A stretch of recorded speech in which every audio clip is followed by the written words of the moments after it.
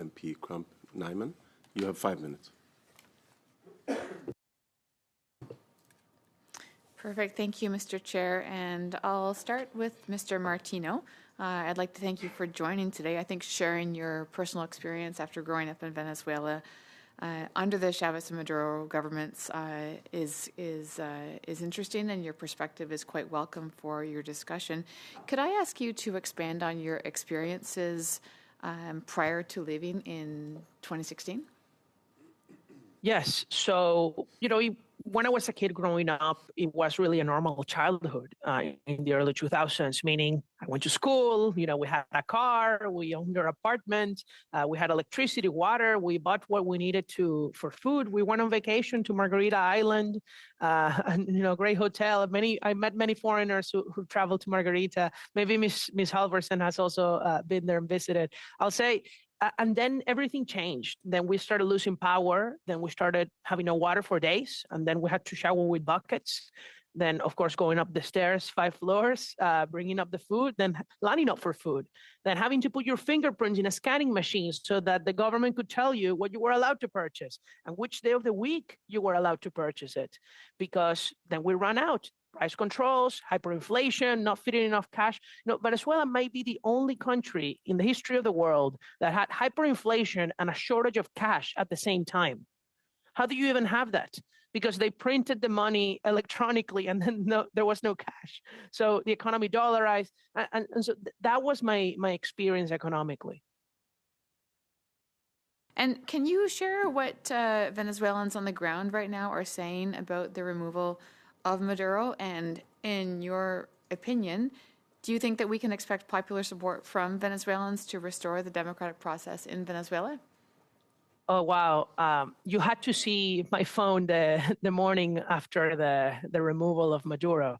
So I have friends that were even in the vicinity of the military bases that were hit. One of my friends, her window broke actually because of the blast. And they were very happy, I can tell you. And everybody was very much ecstatic. Now everybody is just expectant.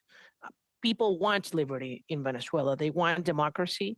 People, it's a unified country. It's not a country that has ethnic, religious, or language, conflict like in many parts of the world or the Middle East. It's just a country that wants to move on. And they're very grateful for what the United States did. And they're very grateful for all the countries that are supporting us and people around the world. Thank you, Daniel. My next question would be directed towards Dr. Johnston. Dr. Johnston, in a recent article, you have written on...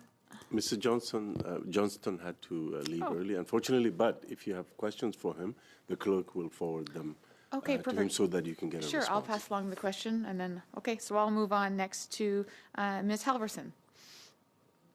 Could you possibly describe the current scale of displacement from Venezuela and how it's affecting other countries in South and Central America?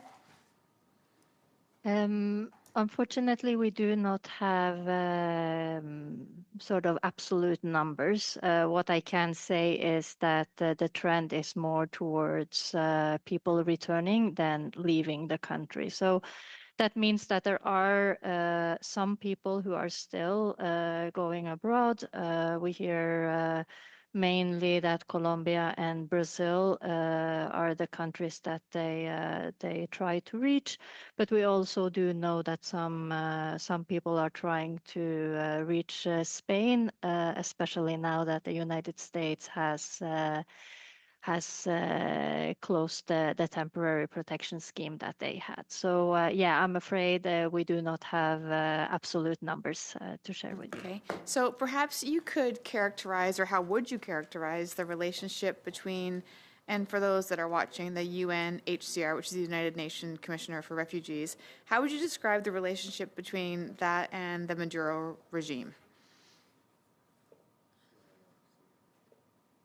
We here in Venezuela, as in any country, work with the states and with whatever government is in place. So in that sense, and I would say, in that sense, and especially at the local level, these service centers that I was talking about in order to provide access to documentation, to psychosocial support, are always organized together with local authorities. So we do build from that. And again, we do really very much want to contribute to a state-led response to the people returning to the country. That's how we can be the most effective. Thank you very much. Next, we go to MP Stephen.